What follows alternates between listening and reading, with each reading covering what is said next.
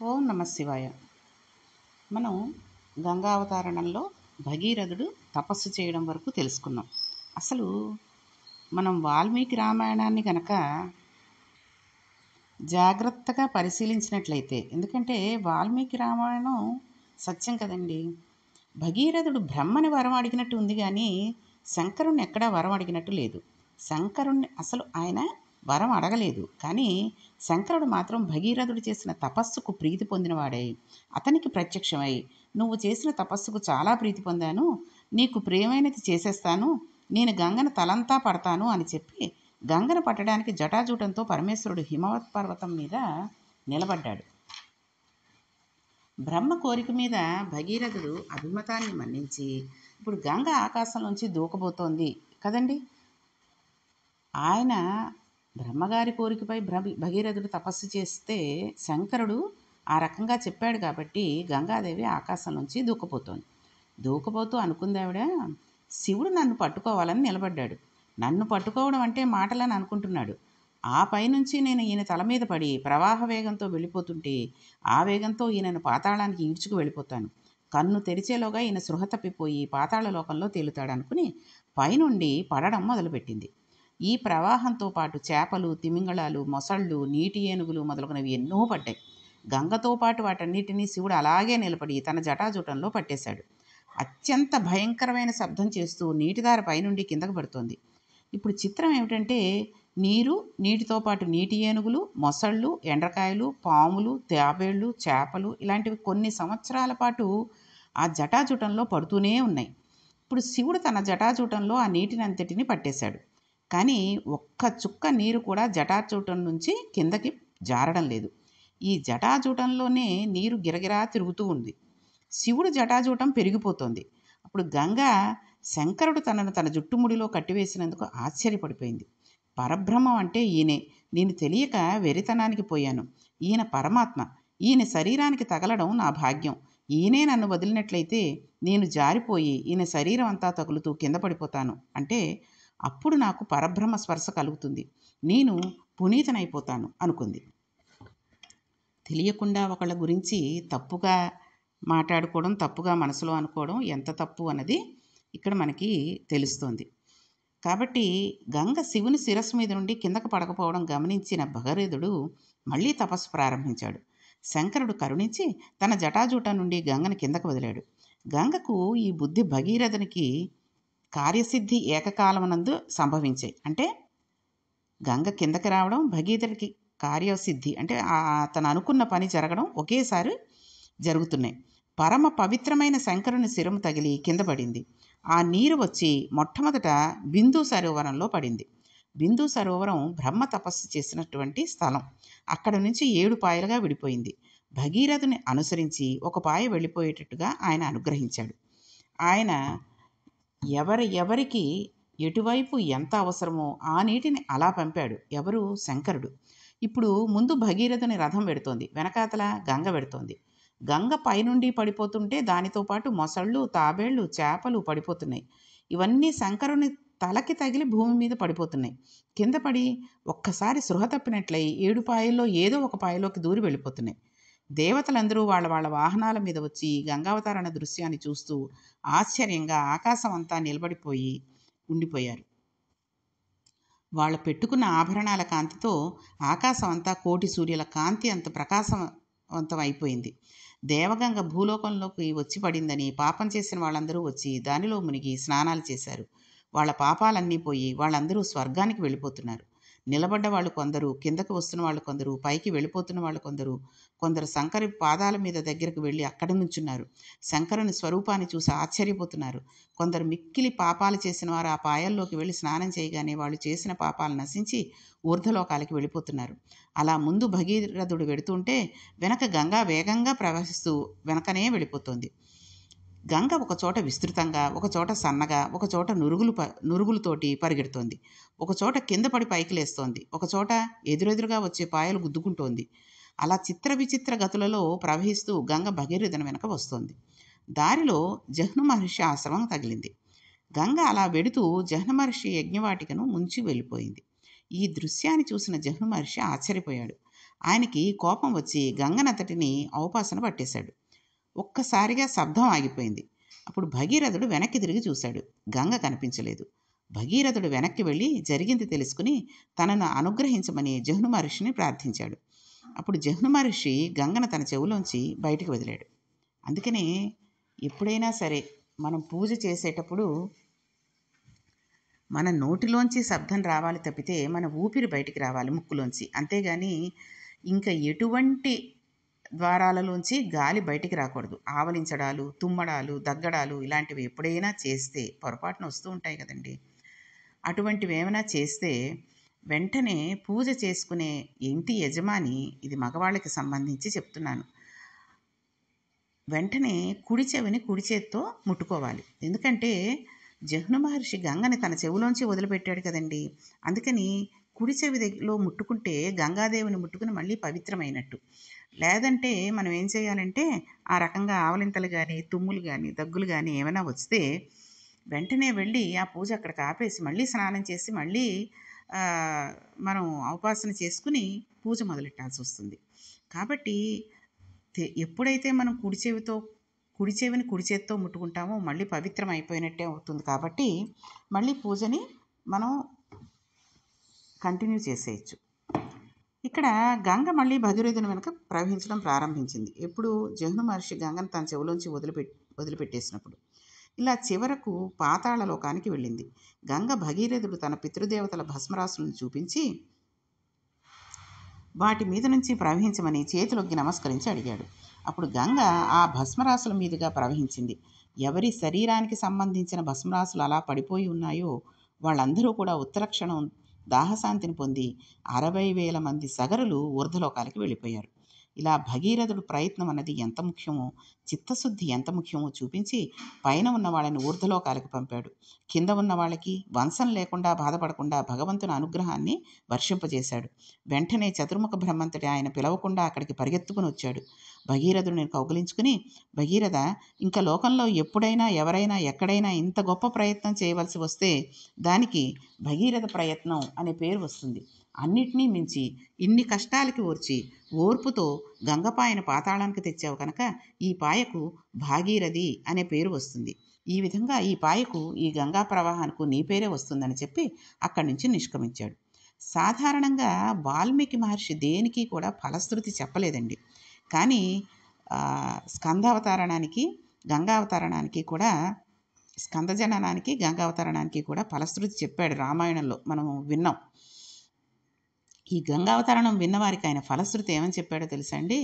తెలిసి కానీ తెలియక కానీ ఎన్ని పాపాలు చేసిన వారైనా సరే ఈశ్వరుడు అంతటి శక్తిమంతుడే, అంతటి బలవంతుడే, గోకర్ణ క్షేత్రం అంత గొప్పదే, అంత దయాళువే, ఆయన శరీరం తగలడం వలన ఇప్పటికీ ఎప్పటికీ ఎంతమంది పాపాలు కడిగినా ఇంకా కడగగలిగిన శక్తి నిలబడుతోందని నమ్మి గంగావతరణ కథని విని చేతులెత్తి నమస్కరించి పరమేశ్వరుడు అలా నిలబడిన ఆ గంగాధరుడి పాదాలను దర్శించి ఆ తెల్లటి పాదాలకు ఎవరు నమస్కరిస్తున్నారో, ఎవరు ఈ గంగావతరణ కథను అనుమానాలు పెట్టుకోకుండా చదువుతున్నారో, వింటున్నారో, విని ఆయనకు నమస్కరిస్తున్నారో, ఎవరు పరమ పూజ్యభావంతో విశ్వాసంతో గంగావతరణని వింటున్నారో అటువంటి వారి సమస్త కోరికలు తీరుతాయి.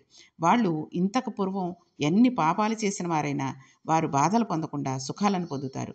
గంగావతరణ ఆఖ్యానం మానసికంగా గంగా దర్శనం చేస్తూ విన్నారు కాబట్టి వారి పాపాలను ఆ పడిపోతున్న గంగ శబ్దం ఇక్కడ మనస్సుతో వింటే ఆ గంగాధరుడికి ఎవరు నమస్కరిస్తున్నారో అటువంటి వాళ్ళందరికీ వాటి పాపాలు పటాపంచలైపోతాయి.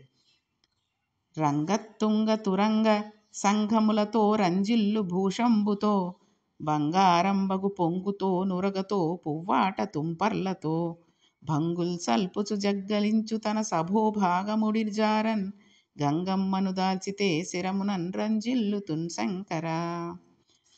ఈ రకంగా మనం గంగాధరుని కనుక ప్రార్థిస్తే మన పాపాలన్నీ పటాపంచలైపోతాయి. వాళ్ళ ఆయుర్దాయం చక్కగా వృద్ధిలోకి వచ్చి వాళ్ళు దీర్ఘాయుష్మంతులు అవుతారు, చిరంజీవులు అవుతారు. వాళ్ళకి ఏ విధమైన అపమృత్యు దోషం ఉండదు, ఏ ప్రమాదాలు రావు. వాళ్ళు చక్కటి కీర్తి పొందుతారు. సద్గుణాలు కలిగినవాడు, సత్కర్మానుష్ఠానము కలిగినవాడు అయితే కీర్తి ఉంటుంది. అంటే ఈ గంగావతారాన్ని చదవడం చేత మనస్సు మారి భగవంతుడి వైపు మనస్సు ప్రచోదనమై సత్కర్మానుష్ఠానము కలిగి వేరొకసారి నేను పాపం చేయరాదు అన్న సద్బుద్ధి కలిగినవాడు పుణ్యాత్ముడై లోకముల చేత కీర్తించబడవలసిన వాడిగా మారుతున్నాడు. కాబట్టి గంగావతరణ ఆఖ్యానం అంత పరమ పవిత్రమైనది. కాబట్టి కాశీ వెళ్ళి గంగా నదిలో స్నానం చేసి పాపాలు పోగొట్టున్న వాళ్ళు ఎవరైనా ఉంటే చాలా అదృష్టవంతులు. అయితే ఇంకా వెళ్ళలేని వాళ్ళు, వెళ్ళలేమేమో అనుకునే వాళ్ళు ఎవరైనా ఉంటే వాళ్ళందరూ కూడా ఈ గంగావతరణాన్ని విని చక్కగా ఆ గంగలో మునిగి మన పాపాలు ఏ రకంగా పోగొట్టుకుంటామో ఆ రకంగానే మన పాపాలన్నీ పోగొట్టుకుని ఇక ముందెప్పుడు మనం పాపం చేయకుండా ఉండేటటువంటి శక్తిని ఆ మనస్సు మన ఆ, మన ది మన యొక్క అధీనంలో ఉండేటట్టుగాను ఆ పరమేశ్వరుడికి మనకి వరమిమ్మని చెప్పి కోరుకుందాం. అయితే భగవంతుని కారుణ్యం సముద్రం చేత పోల్చబడుతుంది. యథార్థానికి సముద్రం కూడా ఆయన కారుణ్యంతో పోల్చడానికి సరైన ఉపమానం కాకపోయినప్పటికీ అంతకన్నా మరొకటి లేదు కనుక ఎప్పుడెప్పుడు భగవంతుని అనుగ్రహం, కారుణ్యం, దయ, వాత్సల్యం గురించి మాట్లాడినా సముద్రంతో పోలుస్తారు. అది శివస్వరూపంగానే ఉండనవసరం లేదు. భగవంతుడు అన్నవాడు ఒక్కడే. అది ఒక్కొక్క నాడు రామచంద్ర ప్రభువుగా నడుస్తుంది, ఇంకొక నాడు కృష్ణ భగవానుడిగా నడుస్తుంది, ఒకనాడు శివుడిగా నడుస్తుంది. అందుకే శివుడి గురించి చెప్పాలంటే కృష్ణుడు చెప్తాడు, కృష్ణుడి గురించి చెప్పాలంటే శివుడు చెప్తాడు, రాముడు ఆరాధించాలంటే శివలింగాన్ని ఆరాధిస్తాడు, లోకానికి ఒక మంచి నామం చెప్పాలంటే శివుడు రామనామాన్ని చెబుతాడు. అసలు వాళ్ళిద్దరి మధ్య ఏ విధమైన భేదము ఉండదు. అటువంటి భేదమును పొరపాటును కూడా మనం కూడా చూడకూడదు. మన ప్రయత్నం, మన సాధన అంతా దేని కొరకు అంటే శివస్య హృదయం విష్ణువు, విష్ణోశ్చ హృదయం శివ. శివుని హృదయం విష్ణువు, విష్ణు హృదయం శివుడు. కాబట్టి శివకేశవులన్న రెండు పదార్థాలుగా కనబడుతున్నవి ఒక్కటే అనే జ్ఞానం చేత బాగా తరిచి తరిచి తెలుసుకుంటే ఆ వచ్చిన నవనీతం ఈశ్వరుడే వచ్చి స్వీకరించి మనల్ని కృతార్థులను చేస్తాడు. కాబట్టి భగవంతుని కరుణ గురించి చెబితే సముద్రాన్ని ఉపమానంగా చెబుతారు. అందుకే దాశరథి శతకం అంతా కూడా రాముని కారుణ్యాన్ని చెప్పవలసి వస్తే రామచంద్రమూర్తిని ఆయన అన్నారు, ఓ రామచంద్రమూర్తి, నీ కారుణ్యం సముద్రంతో సమానమైనది అని రామదాస్ గారు కీర్తిస్తూ ఉంటారు. సముద్రం ఎక్కడ మొదలవుతుందో కూడా తెలియదు, అంత పెద్దగా ఉంటుందండి. అంతటి కారుణ్యం ఉంది. అసలు అంతటికంటే పెద్ద కారుణ్యం, పెద్ద వస్తువు ఏది కనబడక దానితో పోల్చారు కానీ భగవంతుడి యొక్క కారుణ్యం దానికంటే కూడా పెద్దది. ఒక పంచదార చిలక సముద్ర లోతు తెలుసుకునేందుకు ప్రయత్నం చేస్తే తెలుసుకోలేదు. తెలుసుకునే లోపు పంచదార చిలక సముద్రపు నీటిలో కరిగిపోతుంది. భగవంతుని కారుణ్యంతో కూడిన లీలలను దేని కొరకు వింటారు? ఈ లీలలను విన్నప్పుడు అవి మన మనస్సుకి హత్తుకుంటాయి. ఆ లీలలు జరిగినవై ఉండాలి. ఈ విశేషాలు వింటే, ఆయన అంతులేని దయను వింటే అది మన మనస్సు పట్టుకుంటుంది. అది మనస్సుకు ఉన్న గొప్ప బలం. మనస్సు ఈశ్వరుణ్ణి పట్టుకున్నట్లయితే అది తెలుసో తెలియకో వెళ్ళిపోయి మళ్ళీ భగవంతుడి దగ్గరికి చేరిపోతుంది. మనం జాగ్రత్తగా పరిశీలించినట్లయితే ఇది పశువుల యందు కనబడుతూ ఉంటుంది. ఒకళ్ళు ఆవును ఒక దానిని చాలా కాలం పోషించి తర్వాత దానిని మరొకరికి అమ్మేశారనుకోండి, గొల్లవాడు వచ్చి ఆ ఆవును మేతకు తీసుకువెడితే సాయంత్రం ఆ ఆవు కొనుక్కున్న వాళ్ళ ఇంటికి వెళ్ళదు. జాగ్రత్తగా చూడకపోతే ఆ ఆవు సాయంత్రం అయ్యేసరికి తిన్నగా వచ్చేసి పూర్వం యజమాని ఎవరైతే ఉన్నారో ఆ యజమాని పశువులశాలలో కట్టుకొయ్యి దగ్గరికి వచ్చి నా మెడలో బంధం వెయ్యి అన్నట్టుగా నిలబడుతుంది. ఎందుకంటే దానికి ఆ అలవాటు అయిపోయింది. ఒక పశువు అలా ప్రవర్తిస్తుంది. చూడండి, రోజు ఒక వీధి కుక్కకు ఒక ఏదో ఒక సమయంలో మధ్యాహ్నంలోనో పొద్దున్నలోనో అన్నం పెట్టడం అలవాటు చేసినట్లయితే అది ప్రతిరోజు సరిగ్గా అదే సమయానికి వచ్చి తోకూపుతూ అక్కడ నిలబడుతుంది. వాటికి కూడా కాలము, రోజు, మనుషులు, అనుబంధాలు తెలుస్తూ ఉంటాయి. పిట్టలకి చూడండి, మనం ఏమైనా గింజలు లాంటివి వేసామనుకోండి, అవి వచ్చి అక్కడ నిలబడి ఆ సమయంలో వాళ్ళు వేస్తారు గింజలు, అవి మనం తినాలి అన్నట్టుగా నిలబడుతూ ఉంటాయి. కాకులు కూడా రోజు చాలామంది భోంచేసే ముందు ఒక ముద్ద అన్నం, అన్ని కూరలతో కలిపిన చిన్న ముద్ద ఎక్కువ అన్నంతో ఉన్నది, దాన్ని మళ్ళీ పిడచలా కాకుండా మామూలుగా తీసుకెళ్ళి పొడి పొడి అన్నం కిందే ఒక మన కాంపౌండ్ వాళ్ళ దగ్గర ఎక్కడో ఒక చోట పెట్టామనుకోండి, రోజు అవి పెట్టే సమయానికి కాకులు, పక్షులు రెడీగా ఉంటాయి తినడానికి, ఎప్పుడెప్పుడు పెడతారా అని. ఒకవేళ ఆ సమయానికి పెట్టకపోతే వరుస్తూ ఉంటాయి, ఇంకా మీరు పెట్టలేదు అసలు గుర్తు చేస్తున్నామని. అలాగే ఏదైనా ఊరు వెళ్ళినప్పుడు పెట్టకపోకుండా ఉంటే 2-3 రోజులు అయితే పర్వాలేదు. అదే 15, 20 రోజుల దాకా మనం ఊరు వెళ్ళి రాలేదనుకోండి, ఇంక ఇవి వీళ్ళు పెట్టరేమో, వీళ్ళు లేరేమో అనుకుని వెళ్ళిపోతాయి. మళ్ళీ రావు ఇప్పుడప్పుడే. మళ్ళీ మనం వచ్చి 2, 3 రోజులు వరుసగా వాటికి అన్నం పెట్టడమో, గింజలు చేయడమో ఏదో చేస్తూ ఉంటే అవి మళ్ళీ వస్తుంటాయి. కాబట్టి ఈ పశువులకి, పక్షులకి ఈ రకమైనటువంటి నీతి ఉంది. ఇటువంటి అనుబంధాలు తెలుసుకుంటాయి అవి. అలాగే మనం భగవంతుని కారుణ్యాన్ని తెలుసుకోవడం వలన కలిగే ఆనందం చేత మనస్సు పరిపరి విధాల దాని దగ్గరికి వెడుతూ ఉంటుంది. వెళ్ళి దానిని ముట్టుకుంటుంది. మనకు తెలియకుండా ఒక రకమైన ఆనందం కలుగుతుంది. అన్నిటినీ మించి మనకి రక్షణ హేతువు ప్రసరణం జరుగుతుంది. అన్ని లీలలకు ఒకటే ప్రయోజనం ఉండదు. గంగావతారణం పైకి లీల చాలా గొప్పది, యథార్థంగా జరిగింది. కానీ తాత్వికంగా ఆలోచించినట్లయితే అప్పుడెప్పుడో గంగపడినప్పుడు భగవానుడు అక్కడ నిలబడ్డాడు. కానీ ఇప్పటికీ శంకరుణ్ణి తడిగా ఉన్న జటాజూటం ఉన్నవాడు అనే పిలుస్తూ ఉంటాం. చూడండి, మనం భగవంతుడిని ఈ రకంగా పశువులు ఏ రకంగా అయితే కాలము, రోజు, మనుష్యులు అనే అనుబంధంతో ఎలా ఉంటాయో మనం కూడా భగవంతుడి అంత అలా ఉండాలి అని చెప్పారు ఇక్కడ. ఎందుకనంటే మనం ఈ రోజుల్లో చూడండి, చాలామంది సాయంత్రం ఈ సీరియల్స్ అవి పెట్టుకోకండి మంచిది కాదు అని చెప్తే సాయి సాయి లీలలోనో సాయి చరిత్రనో ఒక సీరియల్ వస్తుంది. దాన్ని తప్పకుండా చూస్తున్నారు. ఆ సమయం అయ్యేసరికి అమ్మో సాయి లీలలు వచ్చేస్తుందండి, మేము వెళ్ళిపోవాలి అంటున్నారు. అది చాలా సంతోషంగా అనిపిస్తుంది. అంతేగాని ఏదో ఇంకో సీరియల్ మామూలుగా ఉండేటటువంటి సీరియల్స్ పేరు చెప్పట్లేదు చాలామంది. అలాగే మనం రోజు ఒక గుడికి వెళ్ళడం, లేకపోతే ఒక గురువారం నాడు ప్రతి గురువారం బాబాగారి గుడికి, లేకపోతే సోమవారం శివాలయానికి, శుక్రవారం లక్ష్మీదేవి అమ్మవారి గుడికి అలాగా అలవాటు చేసుకున్నామే అనుకోండి, ఆ రోజు శుక్రవారం అనేసరికి మనం వెళ్ళాలి, అమ్మవారి గుడిలోకి వెళ్ళాలి, శుభ్రంగా తయారవ్వాలి, తలకు స్నానం చేసి గబగబా ఇంట్లో పనులన్నీ చేసేసుకుని అమ్మవారి గుడికి వెళ్ళడానికి చక్కటి చీర అది కట్టుకుని కాస్త ఒక 2 పళ్ళు, పువ్వులు ఏవో పట్టుకుని వెళ్ళిపోతూ ఉంటాం. ఇంక ఎటువంటి అడ్డంకులు వచ్చినా ఆగకూడదు అని మనసు చెప్తూ ఉంటుంది. కాబట్టి ఆ రకంగా మనం భగవంతుడి పూజ చేయడానికి భగవంతుడికి అనుసంధానం అయిపోతూ ఉండాలి. అయితే ఈ జటాజూటం ఉన్నవాడు అని భగవంతుని పిలుస్తూ ఉంటాం మనం శంకరుని. అసలు ఆయన జటాజూటం ఎందుకు తడిగా ఉంటుంది? దాని వెనకాతల రహస్యం ఏంటంటే, ఈ రహస్యం వేరు.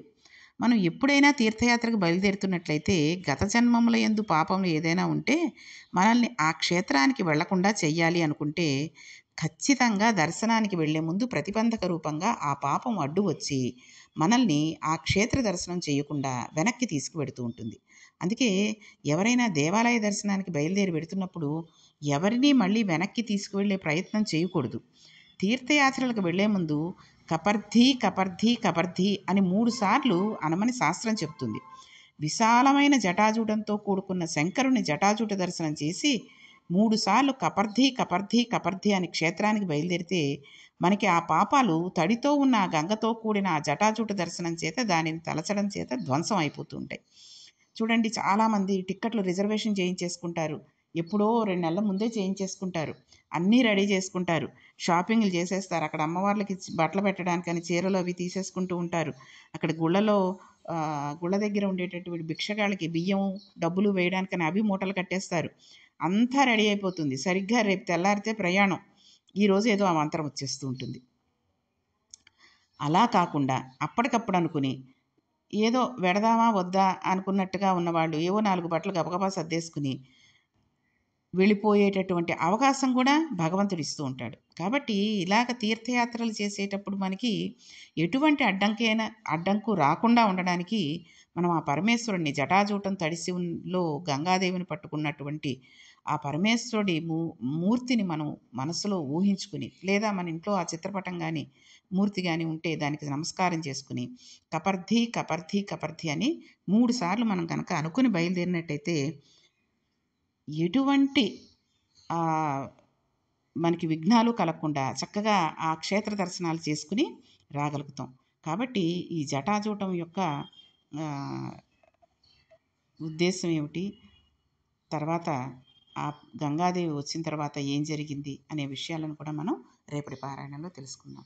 ఓం నమః పార్వతీపతయే హర హర మహాదేవ శంభో శంకర.